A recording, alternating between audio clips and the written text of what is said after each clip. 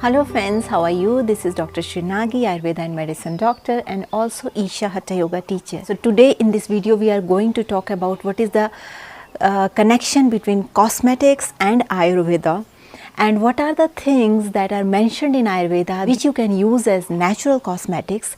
So you can see like this cosmetic things, just the maybe term cosmetic is something new. But these kind of things which enhance the beauty of a person, these things has been used for ages and we are still using it just because we forgot our roots. That's why the texture, the content of things are little bit changed, because these days these are more chemically synthesized. But earlier in Ayurveda also various rejuvenating cosmetic herbs that's been used to enhance the beauty. The word cosmetic means the thing that's been used to enhance the complexion and the beauty of the skin, hair, eyes, teeth and nails. So it also includes all the beauty preparations like nail polish, lipsticks, perfumes and grooming aids like soaps, shampoos and deodorants.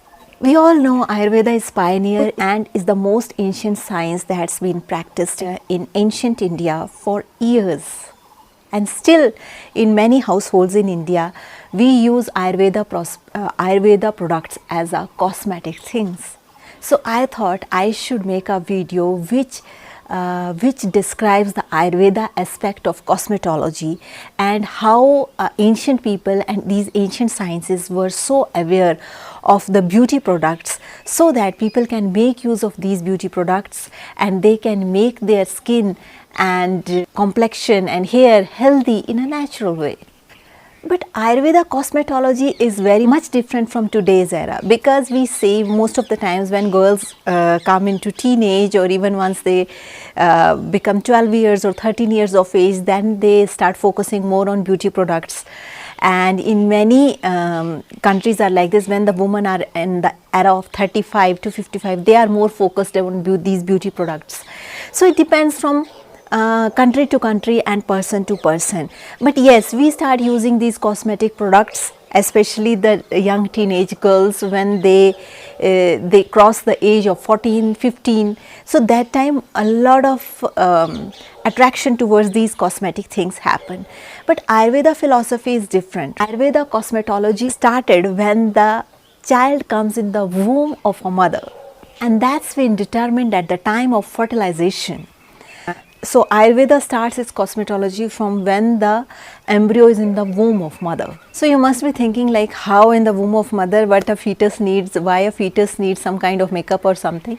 So it's not like that. It's like that what kind of genes your fetus or your child will inherit. It's been said like the tough strong things like your bones, your hair, and hard parts like nails, teeth, most of the times this inheritance happens from the father side. Most of the genes for these things comes from your father, and the soft things that you will carry within you, most of the time skin, you inherit the mother genes. Like how is your mother skin is, most of the times that skin got inherited into you. That is also differentiated in Ayurveda as Matrij Bhav, that is maternal things which you inherit, and Pitrij Bhav, that is the father things that you inherit in your offspring.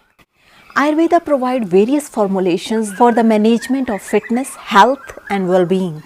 As we know, a person between 35 to 55 and teenage people, guys and girls, they have more focus towards cosmetology. They have more concern about their beauty. Ayurveda has abundance knowledge about herbal extracts that's been used for nourishment of the skin, various kind of fruits, various kind of essential oils, various kind of food, various kind of lifestyles that you can adopt and make your life healthy, beautiful and better.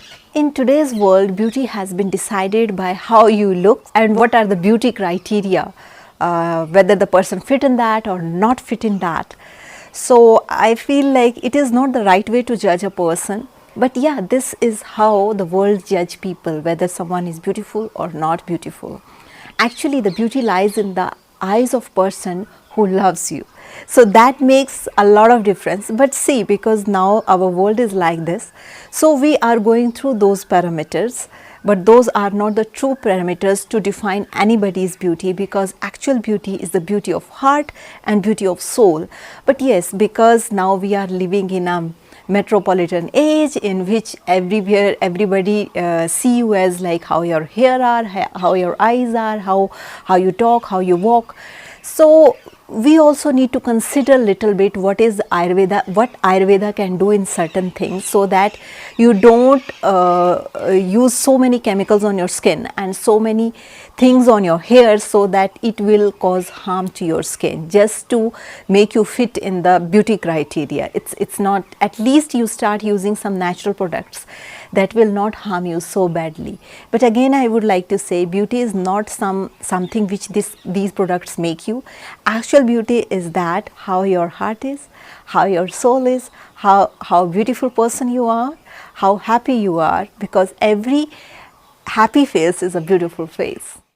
There were various cosmetic preparations in India which we are using for worshipping our god and goddesses, like Haridra means turmeric we are using kumkum, that is also as an offering for God. We are using various kind of dhupam as an offering for God, that is also used as a cosmetic thing. We are using aloe vera in some places, we are also using lavang, we are using sandalwood. Most of the time sandalwood we are using for tilkam, like we will put tilk on the forehead.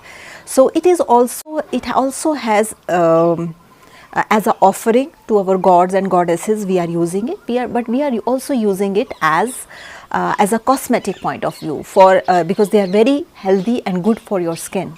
The most common beauty enhancing products we are using is Chandanadi Lepam and Kumkumadi Lepam. So they are very beneficial for the skin. These are usually available in the markets. We all know the complexion of the skin is extremely important if you want to look beautiful, but it is not only the complexion. There are underlying factors also which are also very important to make you look beautiful. That comes health, how much you take care of your health, how is your mental state, like whether you are going through some kind of anxiety, depression, anger, these kind of like mental notions, emotions, they also impact on your beauty. How joyful you are, how sad you are, they also create some kind of physiological changes that you can these are the things which are very easily available on anybody's face. For example, a person, he is very beautiful, he is extremely beautiful, but if that person is sad looking, if that person is angry, you will never find any angry face beautiful. Angry face is never beautiful. Only happy face is a beautiful face. It doesn't matter how is his nose is, how his eyes are, like how his is, it doesn't matter. But always a happy face is a beautiful face. That's only one criteria for beauty. But yes, there are other things which we can use, we can take help, we can know more about, which makes your body structure, your skin and your hair beautiful. In addition to that, what makes a lot of difference in a beauty of a person is environmental factors. If you are staying in a place where a lot of industries are there, where a lot of pollution in the atmosphere, you will see those people's skin is not as good as the people who are living in mountains. But these days it's not so good thing, but whole world is behind the physical beauty which is judged by eyes. But we forget to maintain the external beauty. Internal beauty plays extremely important role which we cannot ignore. For example, let's understand what are the factors and conditions that's been mentioned in Ayurveda, and what are the things that you can do after knowledge of Ayurveda to enhance the beauty, and what is the criteria for the beauty that's been mentioned in Ayurveda. Ayurveda says the beauty of a person depends on the constitution of his body type. For example, if you are Pitta body type person like I am, so that means you are more prone to pimples, you are more prone to skin infections, you are more prone to reddishness of skin and itching little bit in skin. So that means what? If you are not taking care of your food, what kind of food you are eating, for example, you are eating a lot of excessive spices. For Pitta person, you should never eat excessive spices, but if you are eating, that will result into unnecessary pimples, boils on your skin. So what is the purpose of saying these points? Like constitution of a person means, if you are Kapha body type person, try to live your life as a Kapha Prakriti person or Kapha body type person lives. And you must be thinking, what is this Kapha, Pitta or Vata body type? If you are listening me for the first time, we have this dosha series video in our YouTube. There is a link below. You can click on that link. You can watch that video and figure out what is your body type, and try to live according to that, and see what are the changes, what are the lifestyles you need to change, so that you can make your life better. Also, how Kapha body type person should live, how Pitta body type person should live, like what they should eat, what they should do, what they should avoid. All the separately we have created videos regarding them. There is a link below, and how you can live and what you can eat, what you should not eat. You can make use of those things. So this is one thing. How is your body type? That also becomes very important in deciding your beauty factor. Next comes the structural predominance. How is your structure is? For example, if you know you are of certain body type and your body structure is not as strong as Kapha body type people, so what you can do indulge yourself in certain exercises, you can indulge yourself in yoga, you can indulge yourself in Angamadna, that make your skeletal system better. Because if you have good body, that is also a beauty criteria. So if you feel like you are lacking in something, no need to worry. Just give yourself time, like 1 hour, 40 minutes, just for skipping, just for doing yoga, just for walking. So these kind of activities will make your body structure extremely good. So that also becomes criteria for the beauty. Next thing comes under criteria of the beauty that's been mentioned in Ayurveda is compactness of the skin, or you can also understand it as like whether it is fat or thin. So sometimes the underlying cause for unnecessary deposition of fat or obesity is sometimes hormonal disturbances. So you are also one who is suffering from these things. Please check out your hormonal problems. Sometimes it is depression. If you figure out, or you take the help of some person who will see like this depression is the cause of obesity. And sometimes we are very lethargic, we are not so much active lifestyle we have, that also cause obesity. Sometimes our lifestyle, what we are eating, we don't know what to eat to make the health of the body better. So always, like what kind of diet we should eat, it becomes very, very important when it comes to the structure of the body or the obesity. So regarding this also, if you want to know like how to do it, you please write to us, and there is also detox link below.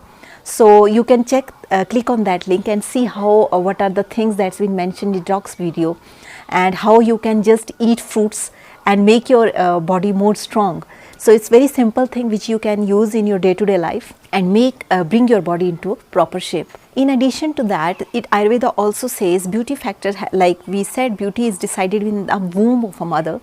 So when a lady gets pregnant, what kind of lifestyle she is following, what she is eating, what kind of people she is surrounded by, what kind of lifestyle she is following, what kind of taste, what kind of food she is eating, raw food, cooked food or bad quality food, that also affects the complexion and skin of the baby. So that also become very deciding factors. So that's why in India a lot of precautions has been taken when a lady becomes pregnant, and she has to be given a proper specific kind of diet, so the child comes out to be healthy and well. After that, let's understand what Ayurveda has to talk about the daily regimes that you need to follow if you want to enhance your beauty. So among these daily regimes, the first thing, like everybody knows, brush your teeth properly, because when you smile, people will look at your smile and they will judge like how hygienic and how much this person is taking care of his teeth. So this proper cleaning of your teeth, it's better if you use some herbal toothpaste, because they are more beneficial for your gums, and they are much better for your teeth. So it's better to use some herbal toothpaste. They are very, very good. And tongue cleaning, you always use tongue cleaner to clean the tongue. I know most of the people have no knowledge about tongue cleaning. Most of the people are using plastic tongue cleaner. It's better to use copper tongue cleaner if you are using plastic tongue cleaner, because plastic is not so good for health. So if you are using in Ayurveda, most of the times they use metallic tongue cleaners, that is copper tongue cleaner is much better. And for the health of gums and teeth, we are also using neem sticks. Neem sticks are extremely good for the health of teeth. After doing this herbal toothpaste brushing, you can also use neem stick to just remove all the microorganisms from the mouth. After that is, you should do always splash water on your eyes, because that is very beneficial for enhancing the beauty of your eyes and enhancing the beauty of your skin. In addition to that, you can also use abhyang. Abhyang is a kind of massage which you can use for whole body with either sesame oil or mustard oil. It depends which kind of oil you want to use. Various places, various kinds of oils has been used. In cold places, different kind of oil. In hot, warm places, different kind of oils been used. Or any massage oil which you are well aware of, like it is from trustworthy source. You use that massage, because massage helps in the blood circulation of the body, and it will make your organs much more healthy and skin much more healthy. This massage is of 3 types, you can say. For example, if you massage your hair, they will become more healthy and strong. If you massage your skin, it will become more glowing and strong and healthy. And moreover, these most commonly the skin infections will not catch you. Next thing that's been mentioned in Ayurveda is rubbing your face with some kind of herbal mixtures. If you're rubbing it with some kind of herbal mixtures, that will enhance the glow of your skin. So what are the combination of these herbal mixtures? Different people need different kind of combination of herbal mixtures for the skin, because Vata people different, Pitta people different, Kapha people different. If you want to know more about these herbal mixtures, you please write down to us, because it is possible, like for example, you have dry skin and you are using sandalwood powder. Maybe this sandalwood powder will not be a right choice for you, because it will enhance dryness in the skin. So it depends on person to person, what is his body type. Accordingly, he should use the herbal mixture just to enhance the beauty of your skin. In addition to that, most of the ladies, they are using these days, you know, liners are in very fashion, but in ancient India, they are using kajal. It is a medicated preparation for the health of your eyes. One thing is, it will look beautiful and it will enhance the eyesight and it will make your eyes healthy. So that was how initially this medicated kajal has been started, that now is converted into this eyeliners which contains a lot of chemicals. Also, for enhancing the beauty, it's also been mentioned, if you are taking shower, if you are taking head shower, don't take head shower with so warm water. Always use head shower, head bath for lukewarm water, and body shower with hot water, because it is extremely beneficial for the Jataragni, that is digestive fire, if you are doing it. And if you are taking hot water shower on your head, one thing is, it will make your hair very thin. I was doing it when I was kid, so it is not so good, because parents said not to use very hot shower on the head, but I was still using because I was enjoying it. But later when I came into this Ayurveda field and I studied Ayurveda as a doctor, then I got to know, okay, it is not so good thing to use so hot showers on the head. One thing is, it will lower down your eyesight and it will make your hair very thin. In addition to that, the health of the scalp is also depends on what you eat, what kind of food you are eating. For example, if you are Pitta body type people and you are eating all the hot potency food, that means there is a tendency to lose hair. You will see suddenly a lot of gray hair in your head, and you will see a lot of hair fall is happening. So sometimes what kind of food we are eating, whether it's right food for our body, that also impact on the health of your hair. So for that, we will give our people various kind of hair nourishing mixtures, herbal mixtures that's been prescribed in Ayurveda, which is extremely beneficial for the growth of hair. These mixtures are also depending on the body type of the person and what is the problems that a person is suffering regarding hair, regarding scalp. Accordingly, the Ayurveda treatment for the hair, various kind of masks, various kinds of methods to make your scalp healthy has been prescribed in Ayurveda, which depends on patient's need. and it's different from person to person. That's why universally I cannot say there is one method, you do it and it will work for all. It's not like that. It's different for each person. These are called shirolips. Shirolips, some kind of paste that we use to make the scalp healthy. In addition to that, most important thing that we need to take consideration, that is yoga and meditation. Yoga is for the health of your body, the structure, for the health of internal organs. It's extremely beneficial. And meditation is extremely beneficial for the mental health. It is not like whoever is doing meditation, he will become okay, all time happy. It's not like that. But at least when you are going to have this much anger, it will come into this anger. So that is the benefit of doing meditation regularly. In addition to that, what kind of nutrition you are providing to body, that also impact on the health of your body. For example, like I mentioned earlier, if you are Vata body type people, you should eat a specific kind of food. That's been mentioned what a Vata person should do. There is a video link, you can click that. And if you are Pitta body type person, you should eat what are the things you should do and what are the things that you should not do. That are also mentioned in Pitta body type video. So you can check out. Same for the Kapha body type video. There is a link below. You can check. So you can do these do's and don'ts for the nourishment of the body, because if you have proper nourishment of the body, that means your skin will be good, your health will be good, and your eyesight will be good, and you will feel much more energetic, much more better. There is another thing, another kind of herbs that are present in Ayurveda that are called rasayanas. These are extremely beneficial herbal combinations for the health of a person, which enhances the immunity of a person. This is one kind of rasayana, it's called Shaman Brush, which can be used by everyone except for diabetes person, because for diabetes it contains a lot of sugar. So for diabetic there is different, you should use Shaman Brush without sugar. Sugar free product you should use, but other people, they can use Chyawanprash. It is a combination of certain herbs and it is readily available in the market as a Ayurveda rejuvenator.